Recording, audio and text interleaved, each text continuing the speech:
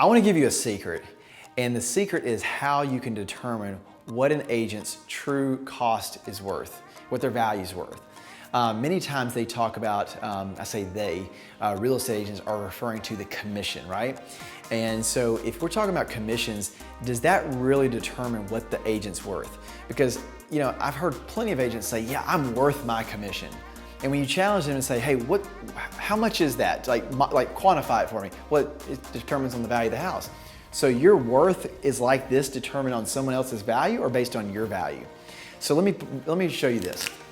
Let's say for talking purposes, you have an agent, and last year the agent sold 20 houses. And of those 20 houses that they sold last year, they're at all different price points. Some of them are really high price points, some of them are low price points, some of them are medium price points. These pricings are all over the board, right? And so let's just say for talking purposes, you have an agent that sells $1.5 million house. That's a big house, and they got paid a lot of commission for that. You have an agent that may have sold a $500,000 house. You have an agent that sold a $300,000 house, so on and so forth. So you have a lot of different price points when they sell your house.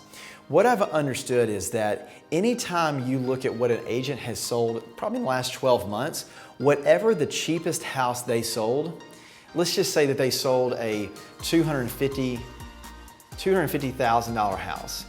This $250,000 house, if they paid 3% commission, they would have earned $7,500.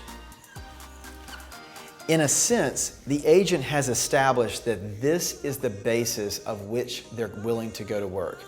Whatever the smallest house they sold last year of the 20, the other 19 people paid more, right? It's fine if they received more. It's fine if they really understood, like, hey, I got a bigger house, they're gonna do this, they're spending this amount of money, it's gonna take this much time. That's totally fine and acceptable, I totally understand that. But if the service is the exact same, then it's fair to say that when they charge someone $7,500 on a $250,000 price point, anyone else who paid more than that, so like this person, they actually paid $7,500 too much. This person right here would have paid $1,500 too much. This person right here would have been $37,500 too much.